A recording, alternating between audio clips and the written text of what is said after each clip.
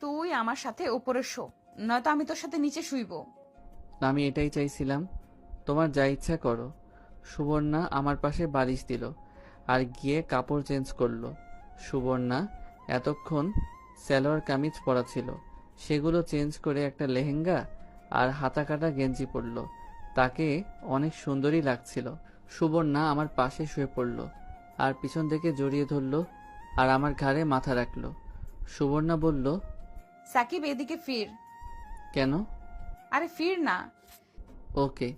আমি সুবর্ণার দিকে ফিরলাম। সুবর্ণা আমার দিকে তাকিয়ে আছে। এভাবে তাকিয়ে আছো কেন? এমনি তোকে দেখতে ইচ্ছে করছে। কি? দাঁড়াও, দেখাচ্ছি মজা।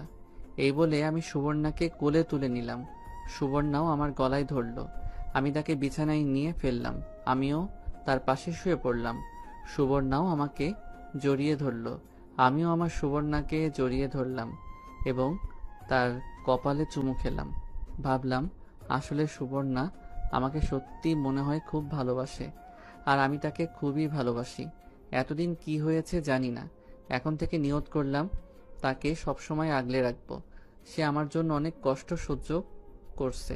এখন থেকে নিয়ত করলাম তাকে আর কোনো কষ্ট সহ্য করতে দিব না। তাকে আমি সত্যি অনেক ভালোবাসি। এসব কথা ভাবতে ভাবতে ঘুমিয়ে গেলাম। সুবর্ণা পড়ছে মহা বিপদে। সুবর্ণার ব্যাংকের ম্যানেজার কারণে অকারণে অধিকাংশ সময় সুবর্ণাকে অফিসে বসিয়ে রাখে। এটা সেটা আজাইরা কথাবার্তা বলে আর মাঝে মাঝে এমন এমন যোগ বলে যে না হেসে থাকতে পারে না সুবর্ণা। সুবর্ণা স্যারকে নাও বলতে পারে না। একদিন সুবর্ণার ম্যানেজার সুবর্ণাকে জিজ্ঞেস করলো, তোমার ওই পিচ্চি জামাই কি তোমাকে খুব ভালোবাসে? ওই সময় সাকিবের সাথে সুবর্ণার সময় খারাপ যাচ্ছিল, তাই সুবর্ণা বলল, ভালোবাসে স্যার। আমার মনে হয় না ভালোবাসে। আপনার এরকম মনে হয় কেন?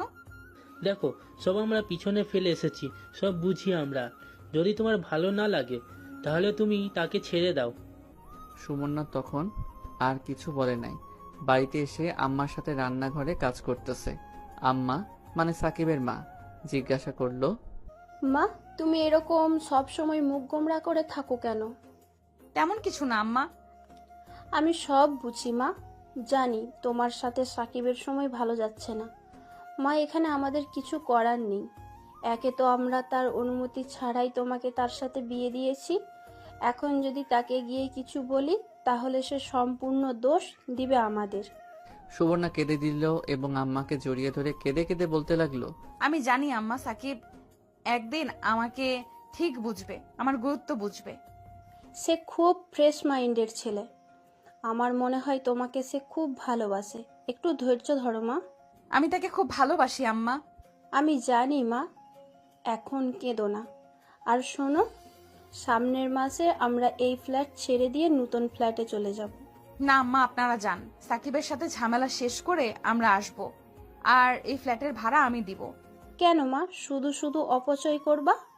আমাদের সাথে নতুন ফ্ল্যাটে চলো।